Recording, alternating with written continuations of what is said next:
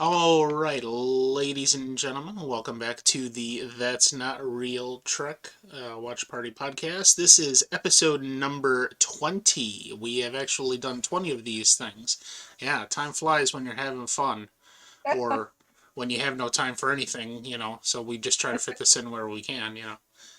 Um, so I have to touch upon briefly again last week the last episode, just how thrilled I was with that episode, how it played out, what the storyline was like, and how much like original Trek, the stuff that made Star Trek great in the first place, that was. It was the epitome of Trek to me.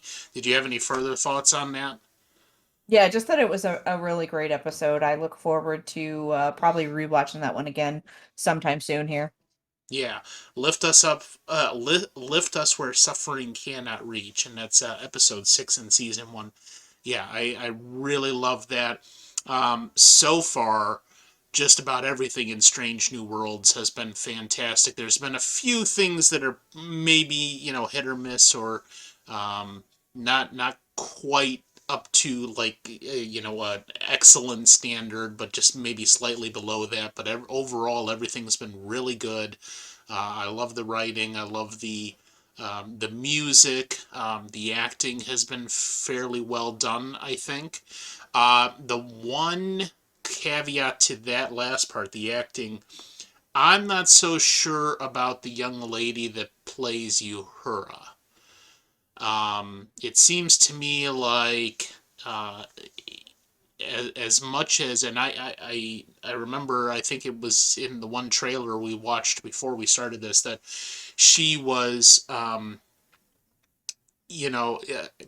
of, I think she even said she was kind of overwhelmed a little bit with it, and that she didn't quite know going in from the beginning how to kind of fill those shoes. And I think that kind of comes through a little bit. Like it seems, she's making it her own. Especially, I can't remember. I think it was in the Spock Amok episode where her and Hemmer are stuck in the cargo bay, and I saw a little bit of her style of acting coming through in that scene, where she's dealing with the whatever in the wall. And I don't think she's a bad actress, just not quite filling that role as you might expect, I think. Um, so I'm hoping, maybe she'll kind of rise up a little bit and do a slightly better job. But she's definitely not bad at that. Especially incorporating the parts of singing, because that was a big part of the original Uhura character. Um, Singing, musical playing, how they incorporated that into the one storyline, and being a linguistic genius, you know, all that seems to be portrayed very well. Um, Yeah. so I'm not slighting her at all. Yeah, Um, and it may just take time to settle into the role. right. Um, I mean, and really, if you think about it, a lot of season one Trek, like thinking back to like TNG especially, season one Trek is always a little clunky That's right. Yeah. till they get the kinks worked out. Well, and it also reminds me of an interview I saw with J.J. Abrams back when Star Trek 2009 was coming out, and he was talking about, they were going to bring Leonard Nimoy back as Prime Spock, and Spock was asking J.J. Abrams, or rather, Nimoy was asking J.J. Abrams, I haven't played the role of Spock for like 40 years. Can you give me some advice? And J.J. Abrams was like, dude, this is your uh, role. I don't know shit about it. I can't tell you anything. yeah. So I got to imagine some conversations were had with this actress about what it's gonna take to do that character justice, even though you are changing it a little bit and making it your own. So yeah, uh, we'll see where it goes, and I can't imagine they're not going to do a season two at this point. Uh, Yeah. so especially, yeah, getting past that season one hump into season two, and now she's making it more her own, and hopefully it's going to be that. All right, so let's get started. This is season one, episode seven, The Serene Squall. Here we go.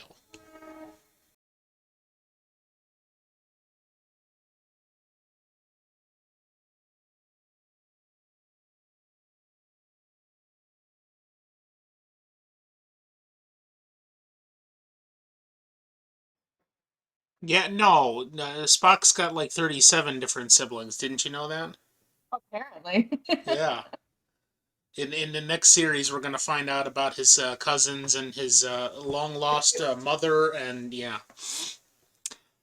yeah. It, So not bad. Definitely got the what the fuck just happened when the counselor revealed herself as Angel Captain whatever thing of the Serene Squall. Um, that was well executed, I thought. yeah, I did not see that coming for even a second. Well, and it seems to me that they we were coming at it from a perspective that we didn't know what was going to happen. I mean, it's the standard episodic. Oh, we're going to introduce this new character who's going to interact with our regular crew for a short time here, and and then wrap it up by the end of the episode, and we'll see them maybe in season four or something like that. Um, so now that I think about it, the fact that she got away leaves it wide open for them to encounter her again later. Yeah, and Um, she was a fantastic actress. So yeah, if they don't bring her back, that would be probably kind of stupid on their part.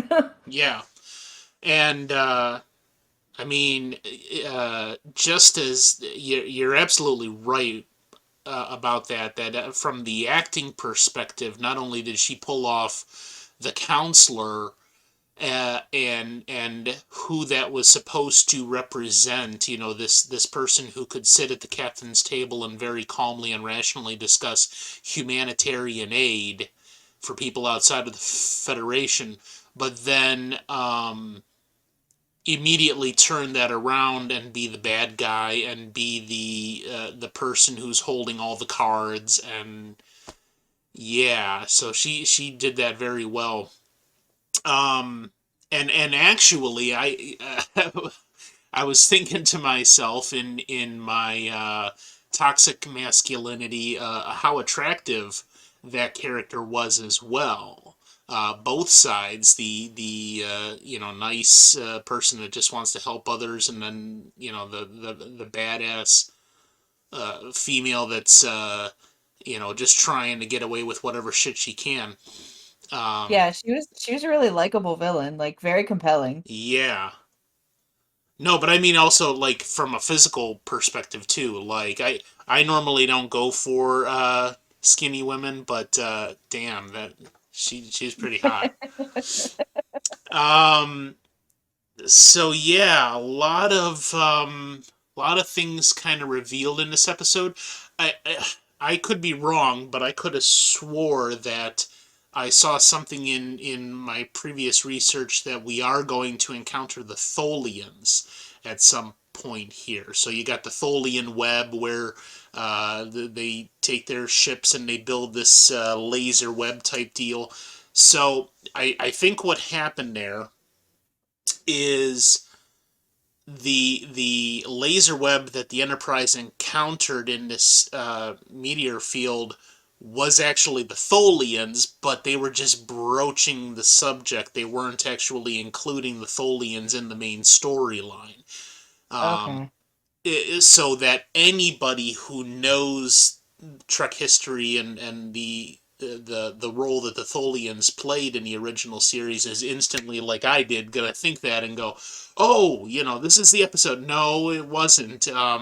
So maybe it's gonna be, in one of the remaining three episodes that's going to be addressed. so really, while we had the main part of the storyline that was dealing with the Serene Squall and Angel, we had two big reveals there, which was the Enterprise encountering Tholian technology, and then the revelation that this Vulcan that Angel wanted to have released the entire time was more than likely Cybok. So what kind of thoughts were going through your head when it came to those revelations? I mean, I think they really like to put the little like zinger at the end. It seems that like that's kind of the Mhm. style of this series where they just they everything's kind of wrapping up and then like, just a little oh hey Right, to lead it on to the next because it isn't an overarching storyline, but it leads you into coming back for more to find out the rest. You know, so I right. think that's it's really smart of them to do. Um, but yeah, Uh, I thought it was like just really neat how they put a little Easter eggs about everything mhm. all throughout the Braga reference. That was cool. Yeah. Um, yeah, really enjoyable.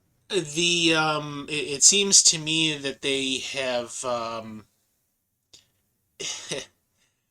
a, a lot of modern shows have come to understand that if you want your target audience to be, or at least part of your target audience to be the people that were there at the beginning.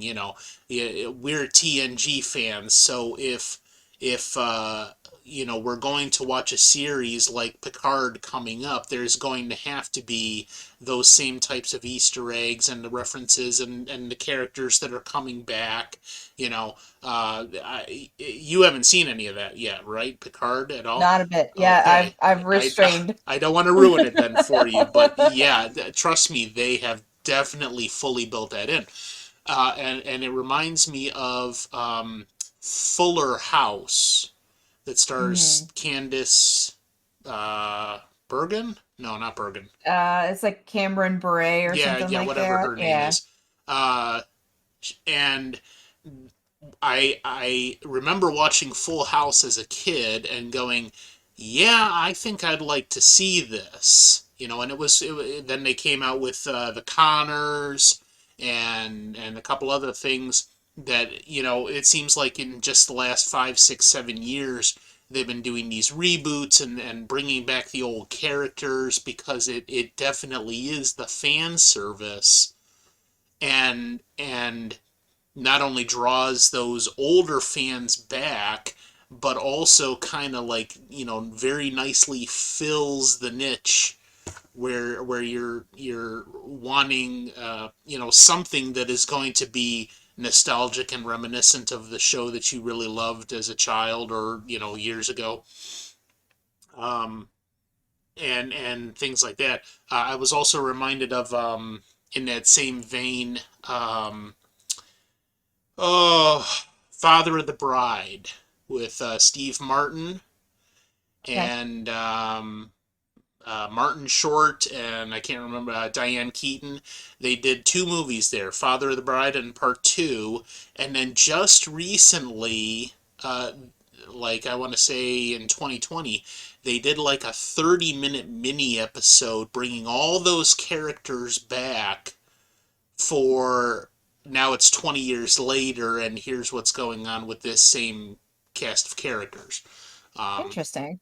so to see Star Trek do the same thing, in the same vein with the newer series is I think the right thing to do. They're making these decisions in how to incorporate all the Easter eggs and do that fan service and bring back the characters that we love. And yes, there's some new aspects to them, but overall, it's the things that we fell in love with way back in the day. Um, so I think I don't know if I think I maybe mentioned this before. I'm gonna recommend this to my dad because he was a big original series fan. It's the thing that got him into it, and then TNG, and then I watched TNG with him and went back to the original series after the fact, and I'm like, yeah, this is not that great over here. It's Yeah. okay, but the hokey stuff that came through from the original series, but that's his bag. And he's in his I think he's like 66 or 67 now.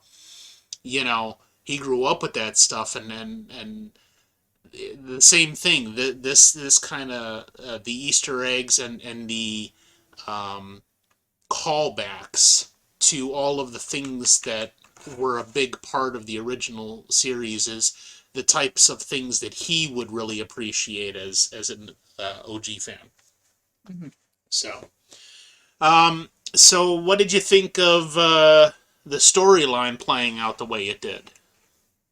I liked it. I thought it was pretty cool and interesting that they're weaving in more of like Spock's backstory and Mm, this storyline with T'Pring. They're also like, doing this friendship, not friendship. Are they gonna with Chapel? And then they've got this whole like kidnapping and like, there's just so much there. yeah. There's so much to the story, and it's all just really well written. Yeah, I thought it was really excellently played out. Like the order and the procession of the story from start to end. Mhm. We we definitely have to address Pike's pirate voice there at the end. Man. Man, if he could never do that again. Oh god, it felt a little forced there, Chris. Very, You very. know, yeah, I wonder if Anson Mount was trying to make it purposefully bad. Like, I hope so. yeah, because Pike, sitting there, maybe this is Captain Pike's uh, funny side coming out, where he's trying to pull off this impression and purposefully doing it bad so that his crew thinks the exact same thing that you thought. Please, Captain, no more, Yeah, like, stop. no more. And on the bridge, with everybody there, full bridge crew no less. Yeah, well, he can't be perfect, so they have to have, something. He's got to be bad at something. Right, right. I mean, he's so good at everything else too. You Yeah, know, even a level. I mean, Pike's character is really lovable because he is humble. He does not necessarily want to accept the praise that he is a Boy Scout. hmm Um, and I remember saying the same thing about our friend Tuba Swan too. Like, Tuba really comes off to me as the all around Canadian Boy Scout, and is so good natured that really comes through, and there's a humble attitude or a humble aspect to it. Um, so Pike's character, I think that's like the epitome of what makes him such a great captain, is that he is capable of being humble, um, and not necessarily wanting to accept these things that his crew and Starfleet love about him. The reference goes back to um, Admiral Cornwell in Discovery, basically yelling at Pike because that the Enterprise was sidelined during the war, so that if the Federation lost the war, that was what was going to remain, the best of humanity and of Starfleet, represented in Captain Pike and his crew. yeah. So, yeah, that's very enjoyable. All right, so now we get to the big kit and caboodle. This whole thing going on with Spock and Chapel. Um, So I was actually surprised to see T'Pring in this episode. Clearly, she played an integral part to the storyline, in that Spock's half brother Sybok was this person that was going to be rescued, and he's in the rehabilitation camp that T'Pring runs, and so there's almost like this family um, knot where everything is intertwined, and nobody knows that it's intertwined like this until all is revealed. And now it's almost like family drama, you know. Right. Um, and so I was surprised to see T'Pring, and then clearly it made sense after a while. Yes, she had to be in this episode, and therefore it really helped to see the further development in Spock and T'Pring's relationship. Still, at some point, where it's going to have to lead up to the fact that they will not be together in the future. Um, just like I was reminded of Star Trek Two, where Spock dies. Spoiler alert: it was only written, came out like 40 years ago, but um, Spock dies, and I remember reading a story that movie was written by Nicholas Meyer, who also directed it. And I remember reading some stories about that where Nick Meyer was saying that the fact that Spock dies in the movie had been released prematurely, and there were Oh, these rumors going around, and he's like, well, shit, that just ruined the whole fucking movie. If yeah. people go into this movie thinking Spock is gonna die, right? It ruins the whole punchline and the emotional moment at the end. So that's where we get the scene at the beginning with the Kobayashi Maru, where you think it's them getting attacked, and Spock goes and hits his head, and then he just slumps down and lays there like a Hmm. slug. And I remember reading this about Nick Meyer saying they had to build that into the storyline so that the audience was disarmed. They thought, Yeah. oh, the rumors we heard about Spock dying was this scene at the beginning where he didn't really die and he was just play acting for the Kobayashi Maru, and now he's alive and everything's okay. So it was just a rumor based on bullshit, and we're fine, Hmm. and you still get to the end of the movie and get that emotional sucker punch from Spock actually dying. Yeah. Oh, yeah. Uh, What's it called? Like a red herring or something? right, yeah. Yeah. So if it wasn't for rumors, some leaks from the studio of Spock dying in the movie and the rumors flying around, and Nick Meyer and Harv Bennett and Gene Roddenberry saying, how are we going to address this? We wouldn't even have the scene of the Kobayashi Maru. That was literally written into the script to address that so that the movie didn't flop. Um, so yeah, I was seeing kind of the same elements here, where we don't know where that's gonna go with Spock and T'Pring's relationship. I mean, we know how it's gonna end in order to fit canon with the original series, but we thought for a moment that okay, now it's over with T'Pring, and now he's either going to deal with Chapel on his own terms, or go off and do something else. So we don't know, but it appears that maybe it's over with T'Pring, and then she comes back and no, Spock, I knew you were a fool, and it's fine. Yeah. But So she's fully Vulcan though, right? yes, So she, in theory, can't lie. right. So she Well, actually, Vulcans can lie, but they're very good at hiding that aspect of it, and true. employing the misconception that Mhm. Vulcans can't lie to their So benefit. to Yeah, be continued with the soap opera and the stars. right. Yeah. um. So the only other thing I'll say on that is that I really am enjoying the aspect that they are truly giving it justice and fleshing out this whole scenario of what happened to Spock's wife or betrothed. You know, why did it end up that they got to that point in Amok Time where he's not going to be with her at all? And we see they're tying in all of these rocky aspects of every scenario that him and T'Pring are facing, being apart, and then this scenario, and Even in that other episode, the switching the bodies thing, you know, what would you do if you suddenly woke up and you were in Cage's body? You know, Yikes.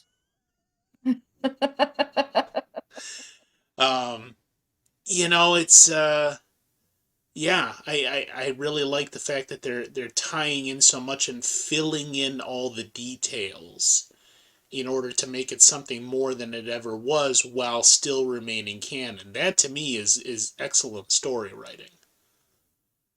So let's see. Anything else that I missed? You wanted to comment on? I think we hit all the main stuff there. Yeah, Uhura not in the episode at all, so Yeah, we mentioned must have that in the been chat. In fact, must have they been a made week it a off. point to go to a communications officer that was not Uhura, Hmm. only for one line to respond about whatever. I can't even remember it, but it was a guy, and Uhura was not in the episode at all. So Hmm. um, we may be. No Hammer either. No, and in fact, that's not the only episode. I think there's been two others that we haven't seen Hemmer in. Yeah. And maybe I gotta think that either we're going to have more to do with Hemmer before the end of the season, or at the very least, he's going to get his own episode in season two, where they really, flesh out his backstory and just like they did with Doctor Mabanga, you know, what's going on with this character personally, and how is that going to interact with other things, with the crew and that. Um,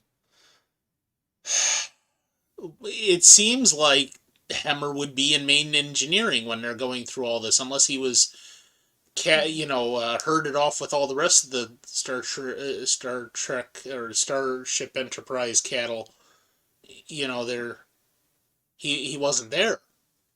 Yeah, they had a bunch of extras and they could have easily fit him right in there, but So maybe that's really what it's coming down to, is good old fashioned budgetary concerns and contractual issues that we're not seeing some of these characters in each of the episodes.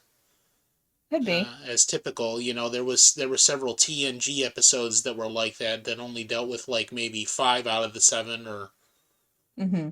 something like that. So we'll see moving forward. Okay. All right. Well, yeah. So I did like that episode as well. Um, it seems to me that they're starting to build up, because we've got 3 episodes left now, so we're gonna about to watch episode 8. They're starting to build up. It seems to me, in the last half of the season, towards whatever's going to be coming at the end. Yeah. And I don't think, given Paramount and CBS's history with the rest of the series, that they're going to end on a cliffhanger. They're going to finalize with episode 10, especially given the title. It's called Equality of Mercy. So we're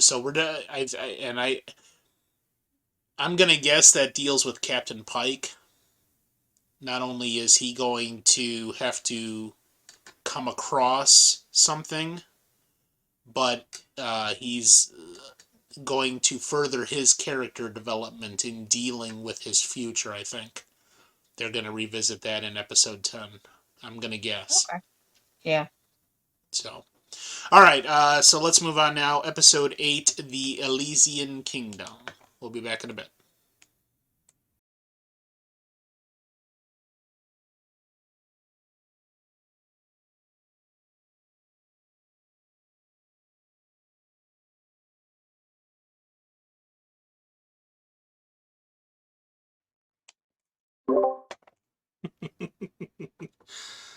Oh, the emotion.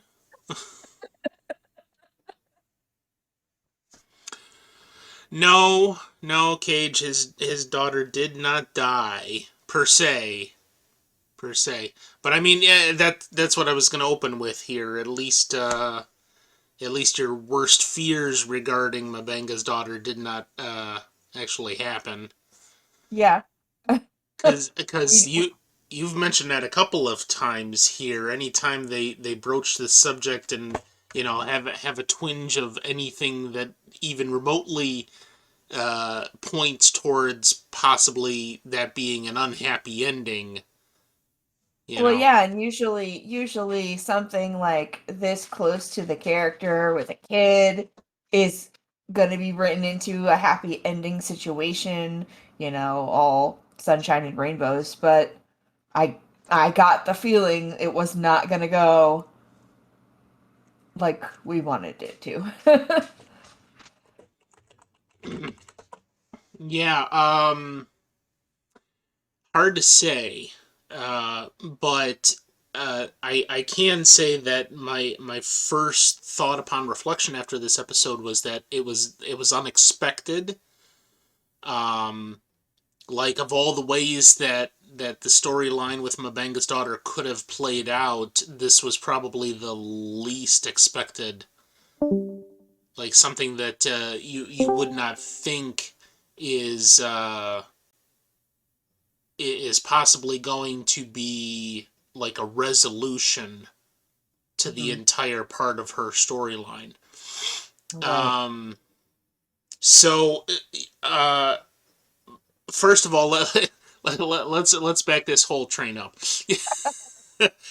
So we start out the episode with yet again Dr. Mabanga having his daughter out of the pattern buffer and reading to her the story that I believe he's read to her.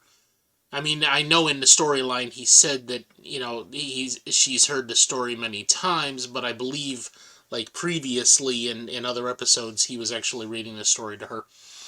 Mhm.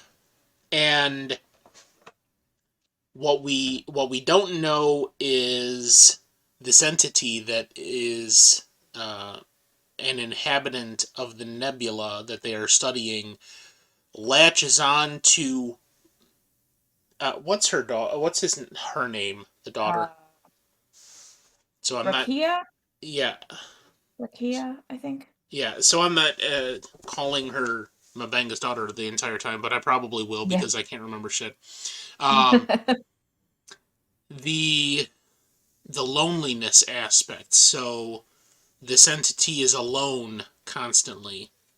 And we were talking back and forth in the chat about how this could be Q, Hmm. because Q has made appearances in various forms in other uh, Star Trek series um, besides TNG. I know Q does make an appearance in season 3 of Picard, and he was also in DS9 and Voyager. So as far as I know, he wasn't in Enterprise, but I figured that was a possibility at some point here. They're going to try to bring the concept of Q back. It seemed like it was like the conceptually Q, this non corporeal entity that just is kind of omniscient and all powerful and can create whatever scenario. So it's very Q like, but not exactly Q, and certainly not. There was like zero level of the same kind of ego that Q has always had. Right. And the reason I thought Q right off the bat, when we started uh, going into this scenario where we're all wearing not colonial, but fantasy clothing and all that, is because of one thing that was mentioned in a book, and I believe I've mentioned this before. It's called Q Squared, and I believe it's by Peter David. I'm trying to see if I have got it on my shelf right now that I can see it. Um, yeah, I don't see it handy, But anyway, Q Squared was one of the. I used to belong to the science fiction book club, and I was regularly as a teenager buying hardback Star Trek novels.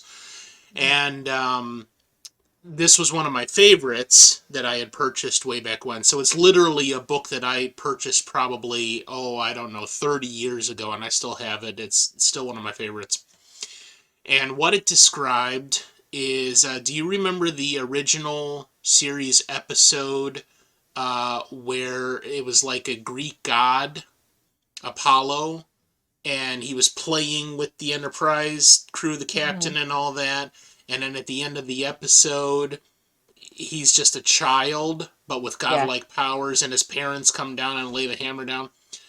So that character, his name was Trelon, and in this novel, Q Squared, a connection is made between the Q that we know played by John Delancey in TNG and Trelon. And essentially Trelon was a Q, but he was a youth. Instead of several millennia old, he was only maybe a couple thousand years old.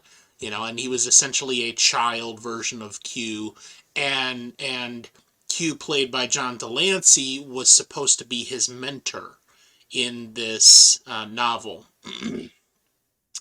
So it occurred to me that there was a lot of potential for that sort of a scenario here, that, and like you were saying in the chat, that maybe it's a baby Q or the beginnings of the Q. Um, and it seems like it definitely could go that way, or at the very least they share a lot of similarities. So let's focus on that aspect of it for a minute. What was your take on what this entity is like and how it is choosing to interact with human beings? Yeah, I mean, I definitely thought that in the beginning, going off the assumption that it was a Q, that that would like make sense in the storyline. And we've, seen other episodes where he takes literature or he puts them into Robin Hood. Right. Um, Times Arrow, I think, was the episode. Was that maybe? Uh, but he's always Q's always putting people into different costumes and Right. giving them personas that are completely like, he's playing around with them. So it very much would have made sense that that was what was going on.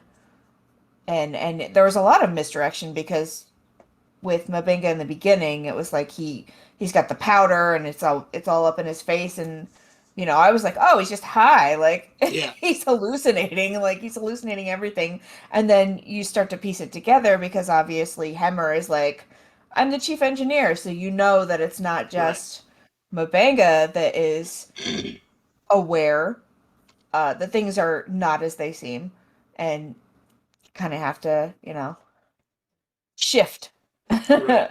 your idea of what's happening. Yeah. And I mean, this has become a theme with a lot of these Strange New Worlds episodes, is the misdirection, or you think something is happening and then it's something totally different. Hmm. Still equally awesome, but it's like you didn't see it coming. Um, and I think whether or not they intended it to be a Q-like entity, that's definitely the way it came off. I was reminded of, let me segue now into another aspect of this. I was reminded of another TNG episode that you'll probably remember called Imaginary Friend.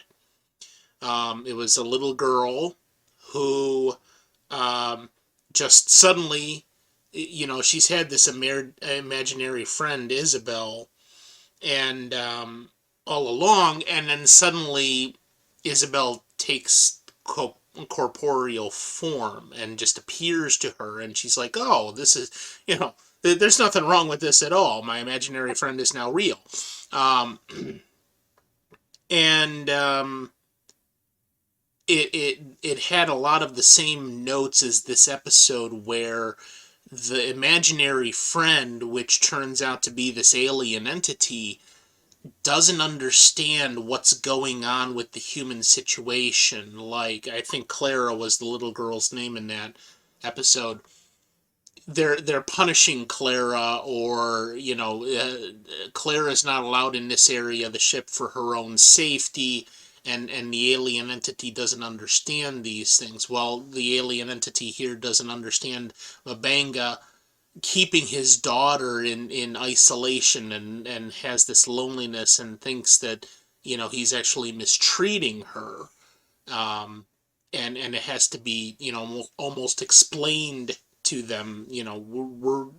We're not actually cruel, we're just looking out for the best interests of our children.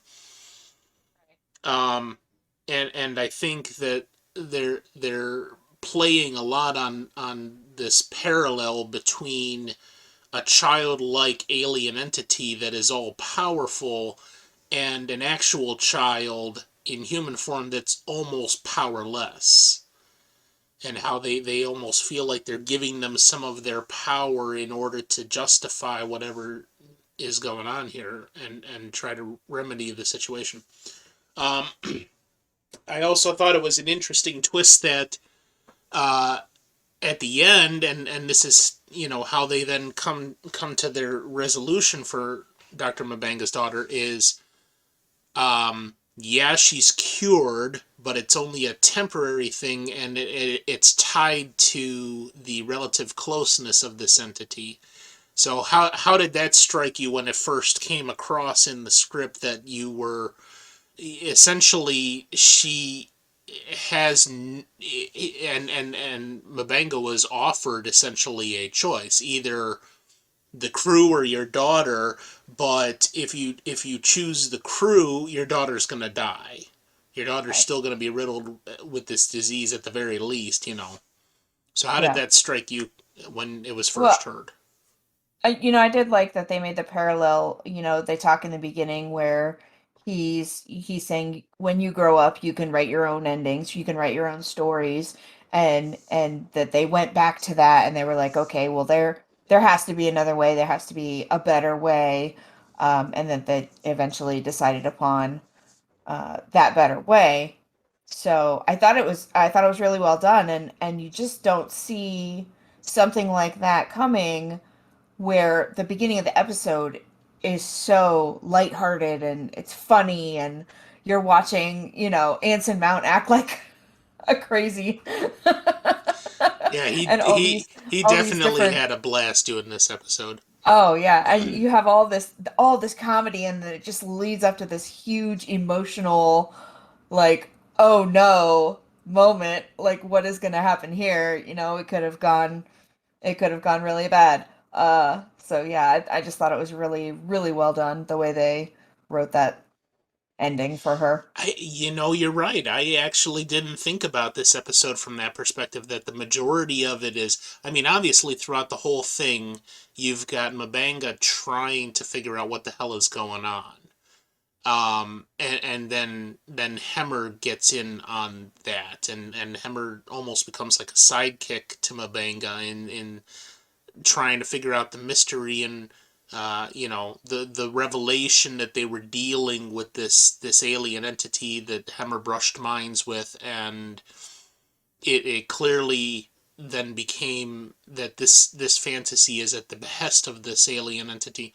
um but yeah, I didn't think about it in that fashion. That almost, aside from that, the entirety of the episode up until the last 10 minutes, it was entirely comedic, and the flourish and the over exaggeration of the story that was, the fantasy being played out, and then all of a sudden that then ends in this dramatic shift of the resolution of what's happening to Mabanga's daughter, and that he now has to not only make this almost tragic choice right now, but then you see Dr. Mabanga there. He almost has to cover his mouth he did, as he's choking up, and you see the tears welling up in his eyes. So a good acting on his part. But his daughter then comes back, and it's almost like a sucker punch to him in the emotional gut that everything turned out okay with her, despite all his worst fears and despite all the time and energy he spent trying to find a cure with her. He had to say goodbye in order for her story to be a success story, and all of the emotion that came with that. So, Yeah. what did you think of, like, Dr. Mabenga's reaction to that whole scenario, her going away and then almost, moments later coming back as an adult? And It was excellent. And then it was just like a double gut punch because then, she named the yeah, entity after her mom. Like it was right. just like emotional. Like it just pounding it in there and you're like, okay, well, he kind of in the end came to like, I guess, um a sense of like acceptance of it. Yeah. You can see him struggle with it, and then he's like, all right, everything's okay, and I'm sure there's going to be some fallout from that, but he's accepted that he kind of made the best choice that he could. Especially since, well, one, he didn't have a lot of options there, Hmm. and two, you know what that means to him, personally, to have to let her go for her own good, Right. you know. And his too, because what was he gonna do? He was just gonna dwell on trying to find a cure and work himself into the ground. And what kind of quality of life is that? You know what I just thought of when you were talking about that is the five stages of grief. Mm-hmm. Okay, so denial, anger, bargaining, depression, and then finally acceptance. Now, maybe that isn't well represented in that scenario, but the acceptance part of it at the end, you Yeah. know, the fact that he went through this gut wrenching decision that took everything he had to go ahead and let the dominoes fall and let the entity take her, and he's being uh, promised that she's going to be safe and well and able to move on with her life. And then after he finally just goes ahead and lets her go, moments later coming back and being presented with, yeah, that's exactly what happened, and there's still far more to her story that he probably never even considered. That's where the acceptance would come in. That Yeah. he forgives himself for all of that, seeing that what he had hoped all along was actually realized with her scenario, but he Hmm. just had to let her go in order for it to happen. And also, how interesting is it that Hemmer was the one with him when way, way many episodes back, Hemmer was the one that came in and didn't know, was like, what's going on with the pattern buffer here? Like, why wasn't Right. this updated? And was trying to, in essence, like, that would have like erased her. Yeah. So then that he's there at his side at the end of this kind of journey is kind of a good choice that they made. Yeah, and he had to kind of find out the hard way in the middle of the episode what this was all about. Hmm.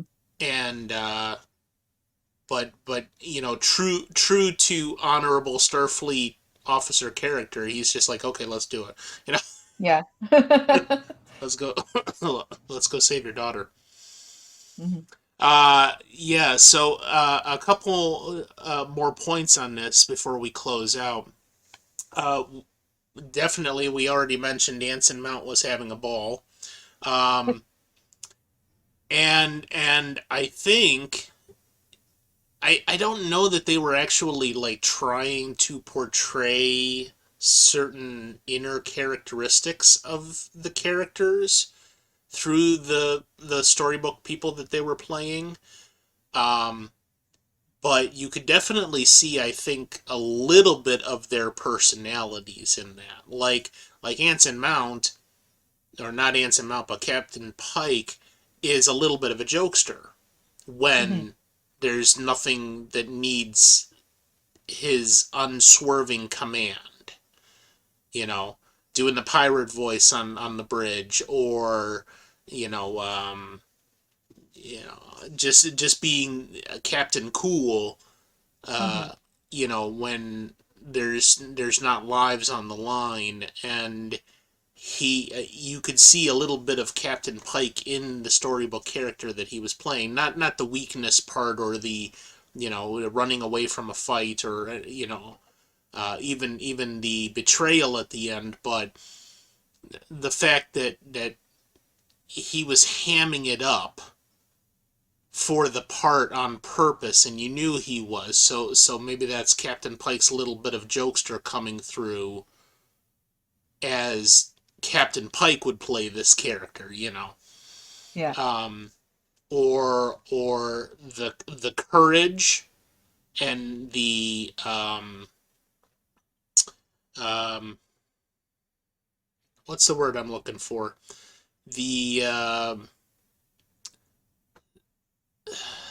The quality that Uhura has to be able to stand firm in the face of danger. Mhm. Okay, so maybe that came through a little bit in Uhura playing this evil queen who will not be swayed so easily from what her evil plans are. Mhm. You know, or Tegas as the king's guard, who has unswerving loyalty, no matter what happens. Yeah. So I found that kind of interesting. What else did you see in the whole storybook aspect of it? Each of our players playing other players, and then really putting that forward.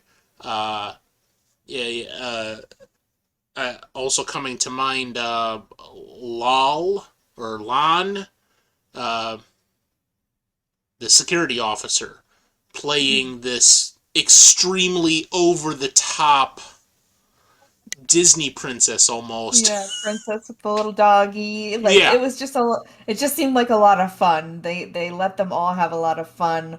And Spock, Ethan Peck, you could see like the relaxed he finally gets to relax a little bit yeah, in a role.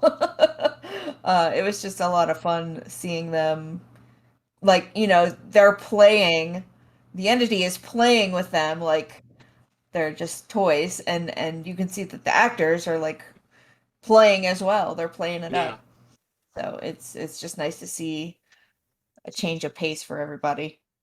yeah.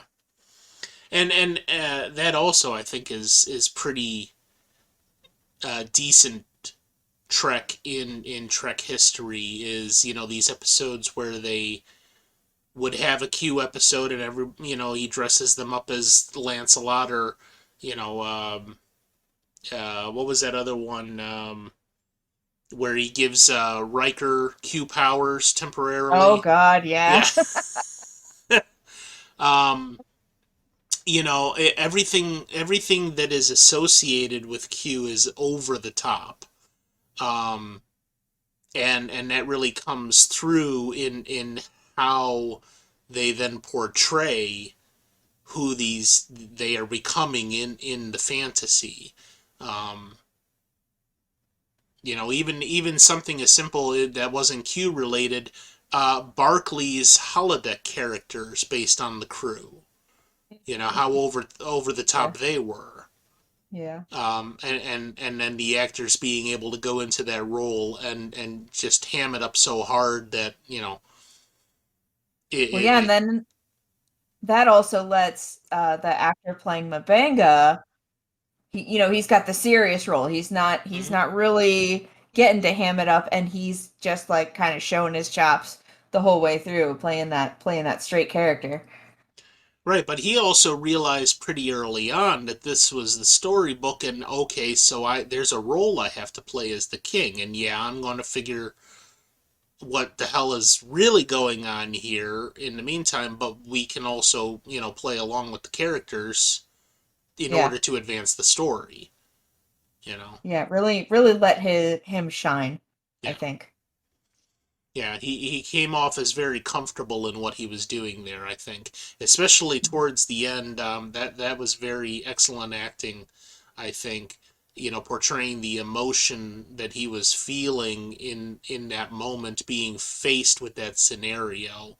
Not only the hard decision, but then the joy and the acceptance and the ability to move on from this thing that has weighed him down for quite some time, the inability to cure his daughter.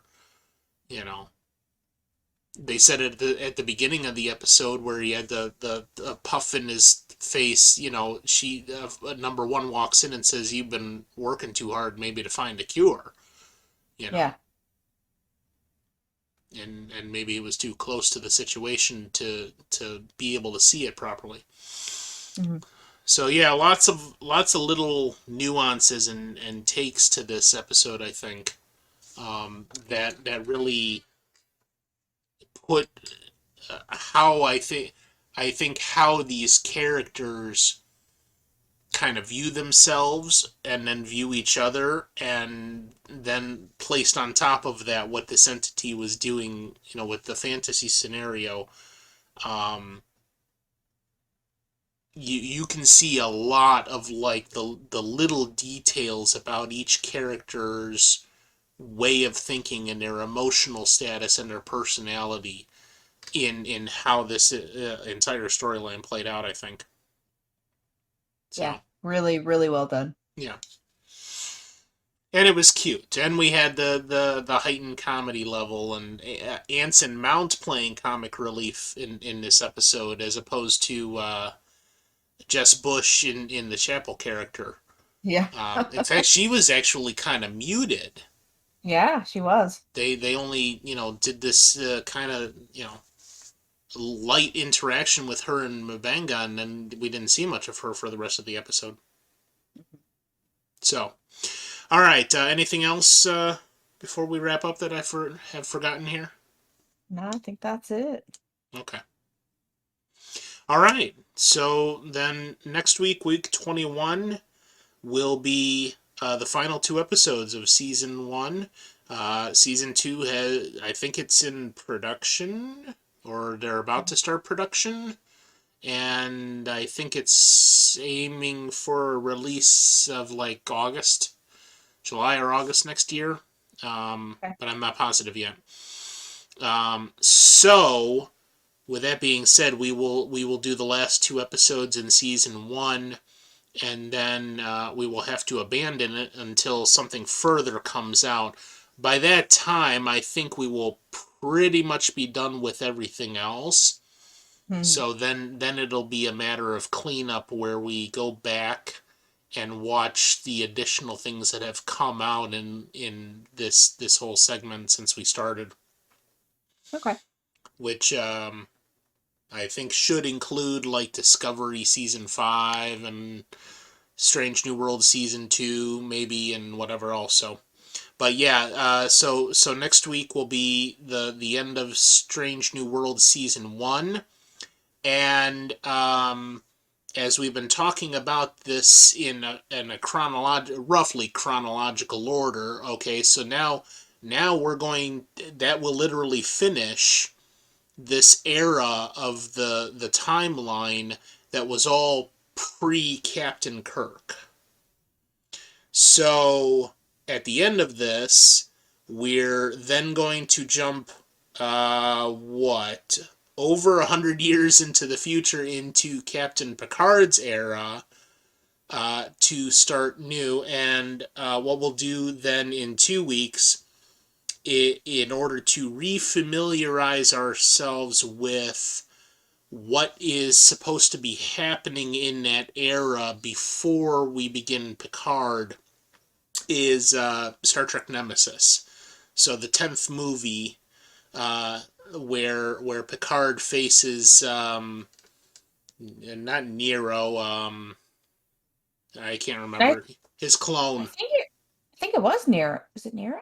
No, Nero was the J.J. Abrams movie. Although that's relevant, we're actually going to touch on that too Yeah. because it's very relevant to all of that storyline. Um, I can't remember the guy, the clone of Picard that was made on Romulan. Everybody apparently Yeah. hated this movie because that's not real Star Trek either, Ugh. apparently. And I think they just hated it because spoilers data. more spoilers. Data dies Yeah, with Spock at the end. at the end. Yeah. But I actually did revisit not the entire movie, but the most of it last week, just to get a handle on some of the particulars. And to me, Mm. it really stands up. But of course, we'll discuss that more in 2 weeks as we go over that and start diving more deeply into uh, that era of the timeline. Um, but yeah, I still liked it as a movie. You know, Yeah, I it, did it too. I never understood why it got so much backlash. yeah, I don't know.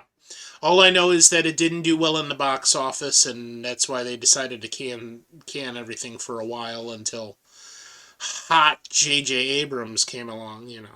Hmm. But yeah.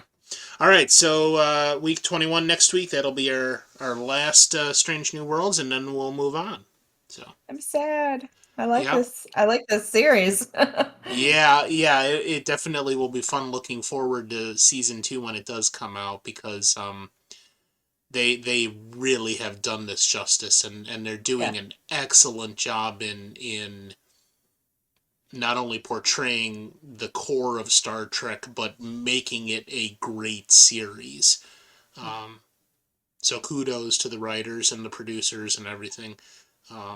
But yeah, it will be kind of sad to see it go, and then we'll have to unfortunately move on to something else. Yep. So, all right. Thank you very much. We'll see you next week. Bye Bye. bye.